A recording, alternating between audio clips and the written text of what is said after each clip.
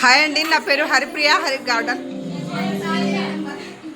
ఈరోజు వినాయక నిమజ్జనం మా శిశు మందిర్లో. అటు వెళ్ళిపోండి పిల్లలు, వెనుకపోయిన అటు అటు. మన హిందూ సాంప్రదాయాలు ఎలా ఉంటాయో మన శిశు మందిర్లోనే ఉంటుందండి. అసలు పూర్వకాలం నృత్యాలు, పూర్వకాలము ఎంజాయ్మెంటు ఎట్లా ఆస్వాదించేవాళ్ళో అవన్నీ మన ఒక శిశు మందిరంలో తప్ప ఎక్కడ దొరకవు.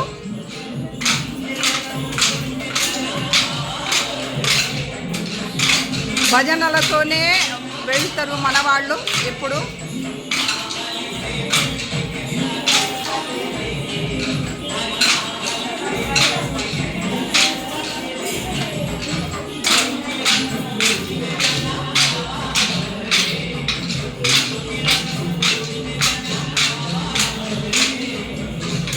మన బ్రిటిష్ వాళ్ళ దగ్గర మనము అనుభవించిన కష్టాలు, పడ్డ కష్టాలన్నింటికి విరుగుడు చేయాలని సంకల్పంతో బాలగంగాధర్ తిలక్ అనేవాడు మనకు ఒక మహత్తరమైన ఆలోచన చేసి ఒక గ్రూపును ఏర్పాటు చేసుకొని వినాయకుడిని పెట్టడము అప్పుడే జరిగిందండి.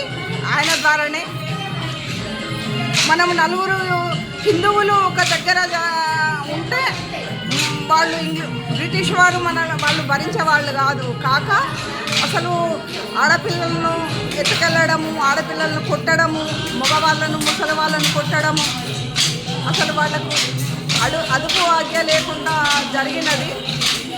అందుకొరకని ఆ ఆలోచన మనం కష్టాల నుంచి వెళ్ళి మనం ఎట్లా బయటపడాలని వినాయకుడిని పెట్టి ఆ సందర్భంగా ఒక నలుగురు 10 మంది కలిసి మనము భజనలు చేస్తూ మనము వినాయకునికి భజన చేస్తున్నట్టు చేస్తూ మన స్వాతంత్రము, మన సంకల్పంతో స్వాతంత్రం తెచ్చుకోవడం జరిగింది. అందులో ఆయన కూడా బాగా ముఖ్యుడే.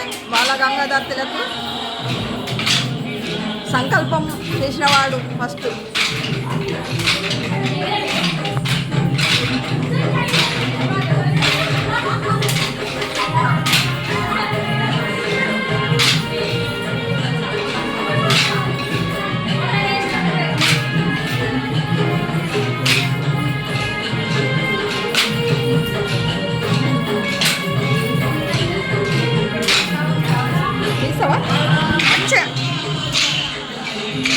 కనపడాలి. ఇంకా మీదకి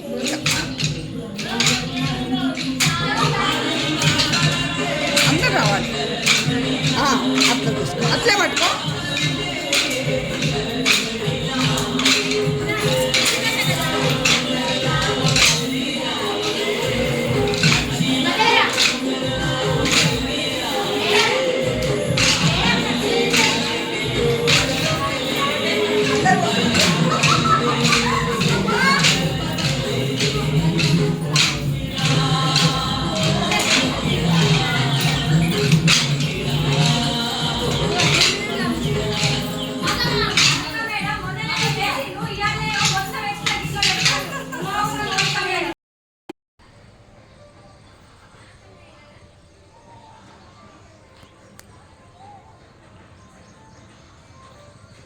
జై శ్రీరామ్. మన హిందూ బంధువులందరికీ వినాయక నిమజ్జనం సందర్భంగా ఒక చిన్న మెసేజ్ ఇవ్వాలనిపించిందండి. నా సబ్స్క్రైబర్లు కానీ నా గ్రూప్లో వాళ్ళైనా వినాయకులు పెట్టిన ప్రతి ఒక్కరు కూడా కొన్ని పాటించవలసినవి ఉన్నవి, అవి పాటిస్తే బాగుంటుందని చిన్న విన్నపం. అయితే వినాయక పండగ 9 రోజులు పార్వతి పుత్రుడు, పరమేశ్వరుడు పార్వతి పుత్రుడిని మనము అసలు మన అంచనకు మించిగా మనము పూజించుకుంటున్నాము. మనం ఎంత గొప్పగా అంటే అంత గొప్పగా మంచి వేద పండితులను పెట్టుకొని మళ్ళీ మంచి పూజ జరిపించుకుంటున్నాం. 9 రోజులు మనం పూజలు, కుంకుమ పూజలు అన్నీ ఎన్నో రకాల పూజలు చేయించుకుంటున్నాం. మనం మంచి భజనలు కీర్తనలతోని కూడా మనం పూజలు చేసుకుంటున్నాం. ఒకటే పొరపాటు చేస్తున్నాము. ఏంటంటే ఆ పొరపాటు ఒకటే, మనం నిమజ్జనం రోజు మాత్రము మంచి మన హిందూ సాంప్రదాయం ప్రకారం పంపిస్తలేము. ఇంకా కూడా ఎవడో వదిలేసిన నృత్యాలతోని, సినిమా పాటలతోని, దాంతోని డ్యాన్సులు చేసుకుంటూ మనం వినాయకుడిని పంపిస్తున్నాము. ఇది ఎందుకో కొంచెము బాగా అనిపిస్తలేదు. మనం ఇప్పుడు భక్తి పాటలతోని, పూర్వకాలంలో భక్తి పాటలతోని నీకు మంచిగా వినాయకుడిని సాగనంపేవాళ్ళం. కోలాటాలు ఆడుకుంటూ, లేకుంటే భజనలు భక్తి గీతాలు పాడుకుంటూ భజనలు చేస్తూ, పిల్లలు మంచి మంచి నృత్యాలు వేషధారణతో మంచి నృత్యాలు చేసుకుంటూ తీసుకెళ్ళి నిమజ్జనం చేసేవాళ్ళం. మా చిన్నప్పుడు కూడా అట్లే జరిగేవి. కాకుంటే ఈ కొద్ది రోజుల క్రితం నుండి అన్ని సినిమా పాటలతోని మనం ప్రారంభిస్తున్నారు. ఎంత నిష్ఠగా పూజ చేసి ఎంత మంచిగా ఘనంగా పూజలు చేస్తున్నాము. ఎంత ఘనంగా పూజలు అందుకొని ఆయన వెళ్ళే సమయానికి మనం మళ్ళీ ఇంకొకటి ఏంటంటే పద్ధతి లేకుండా కొంచెం డ్రింక్ చేసి మళ్ళీ మనం అట్లా పంపిస్తున్నారు. ఆయనను పంపించిన తర్వాత కూడా నిమజ్జనమైన తర్వాత కూడా మళ్ళీ తెల్లవారుంది. ఆ రోజు నైట్లో కూడా ఉన్నది, మళ్ళీ మనం చేసుకోవచ్చు. తెల్లవార్లు నైట్లో వినాయకుల్ని తీస్తే తెల్లవార్లు డ్యాన్సులు చేయాలని ఏం లేదు కదా అండి. ఒక 2 గంటలల్లో ఊరేగింపుతోని కూడా నీకు నిమజ్జనం చేయొచ్చు. చేసిన తర్వాత అందరు ఫ్రెండ్స్ కానీ అందరితోని మనం ఎంజాయ్ చేయొచ్చు. ఏ అలవాట్లు ఉన్న వాళ్ళు అలవాట్లు చేయొచ్చు. కానీ అసలు రాత్రంతా కూడా కొంచెం డ్రింక్ చేసుకుంటూ మళ్ళీ జోస్తోని సినిమా పాటలు పెట్టుకొని చేయడము అది ఎందుకో కొంచెం బాధాకరంగా అనిపించింది. అది కూడా మనం మారాలి. మనం మారట్లేదు. ఎవరో చేసిన దాని కొరకు మనము ఎత్తి చూపుకుంటూ వాడేదో గొప్పతనం చేసినట్టు అన్నీ మన